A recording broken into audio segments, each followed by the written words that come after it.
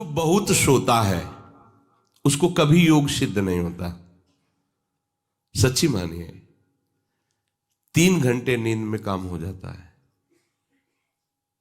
अधिक से अधिक 4 घंटे। ये सोना हमारे लिए बहुत हानिकारक है और ये सोना हमारे लिए लाभदायक भी है। दोनों बात समझना। जिसका स्वभाव बन जाता है कि जहां बैठे वहीं सो गए, जहां बैठे, ऐसा हमने देखा है, बैठे 2-4 मिनट जहां एक घोंटा बजने लगे, ये क्या है, ये दलिद्र क्यों? अरे तुम साधक हो, ये दलिद्रता क्यों? क्या यही उपासना में तुमने सिद्धि प्राप्त की है? जहां बैठ जाओ वहां तुम लड़खड़ा गए, लार बहने लगी, सोने लगे, घोंटा बजने लगे। ये दलिद्रता है, ये तमोगुणी है। ऐसा नहीं। एक बार नींद को समय दिया है, 3 घंटे 4 घंटे, आ जाए तो आ जाने, उसको निमंत्रण नहीं देना, राधा राधा राधा, और जग कर फिर वैसे ही अपनी दिनचर्या, कोई भी फर्क नहीं पड़ना। आप अभ्यास कीजिए, कोई फर्क नहीं पड़ेगा। कई दिन बराबर जगने पर भी आपकी दिनचर्या पे कोई फर्क नहीं पड़ेगा। जो अपना स्वभाव बिगाड़ रहे हैं वो अपना नाश कर रहे हैं। अधिक पड़े हैं, सो रहे हैं, ये ठीक बात नहीं है। बार बार जो अधिक पड़े रह करके सोने का अभ्यास किए हैं, वो कहीं भी रहे, उनको बार बार नींद सताएगी।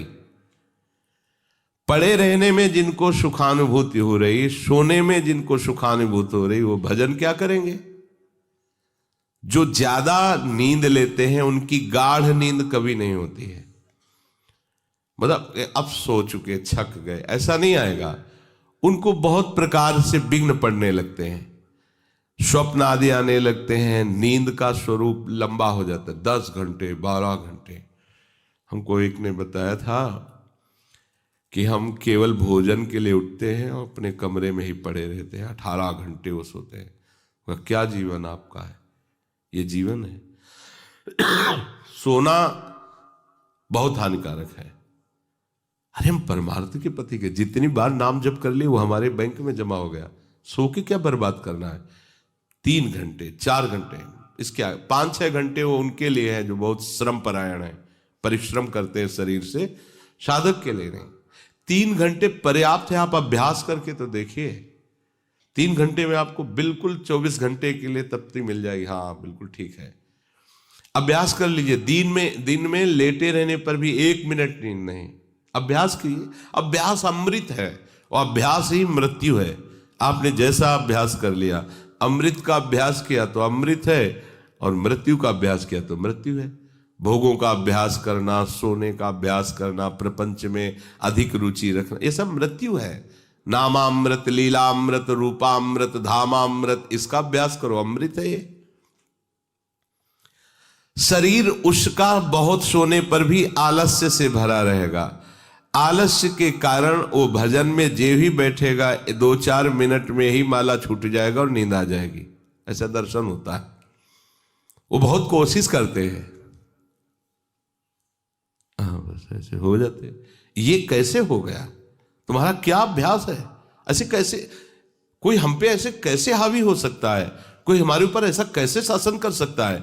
चाहे नींद हो या काम हो या क्रोध हो, आप क्या हो? आप समझो, आप भगवान के अंश हो और आप इतना अधीन होते चले जा रहे हैं शरीर के।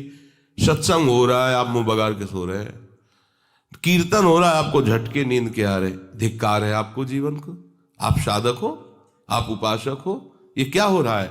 जहां आपको संपूर्णतया सावधान होकर चैतन्य रहना है, वो आप सो रहे हो। कैसी आपकी दिनचर्या, कैसी आपकी साधना है? आप हो क्या? विचार करना चाहिए। डांटने की विषय नहीं है, कोई तुम्हें जगाए ये विषय नहीं है। भगवत कृपा से जीवन में कभी अलार्म नहीं बजाया कि हमको इतने बजे उठना है, पता नहीं उठ पाए कि ना उठ पाए। अभ्यास योग युक्त चेतसा नान्यगामिना, ऐसी स्थिति हो कि हम उठ ना पाए तो बात अलग की है। बख्शना नहीं इस शरीर को, अब भाई हमें चलो हम नहीं आ रहे, ऐसा नहीं। अगर सांस है, दम है, बिल्कुल इसको बख्शना नहीं। हम केवल आपको उपदेश नहीं कर रहे, बख्शना नहीं। शरीर के प्रति इतना प्यार नहीं दिखाना कि वो हमारे प्यारे से हमको दूर कर दे, ऐसा नहीं। ये जड़ वस्तु है, ये चैतन्य नहीं है। तुमसे ये चैतन्य है, तुम अपनी चैतन्यता को समझो, इसके अधीन हो रहे हो। ये तो बहुत बुरा लगता है जब कोई साधक सत्संग में या माला लेकर भजन करने में या पाठ करने में सो रहा है, तब लगता है। ग्रंथ सामने खोला है, थोड़ा पाठ कर ऐसे ऐसे। एक जगह दर्शन किया, दर्शन कर ले जाते थे, वो भागवत का स्वाद है। वो श्री जी के सामने भागवत पढ़ते पढ़ते नाक और माथा पूरी भागवत में रख दिया, और 2500 लोग आ जा रहे हैं ऐसे। तो उनको जैसे कहते पंडित जी श्री हरिवंश, हाँ हाँ श्री हरिवंश। अब ये हो क्या रहा है, ये क्या हो रहा है? अगर आपके अंदर नींद है तो आप चैन से 1-2 घंटे सो लिए दीजिए और फिर बैठिए, चैतन्य होकर बैठिए।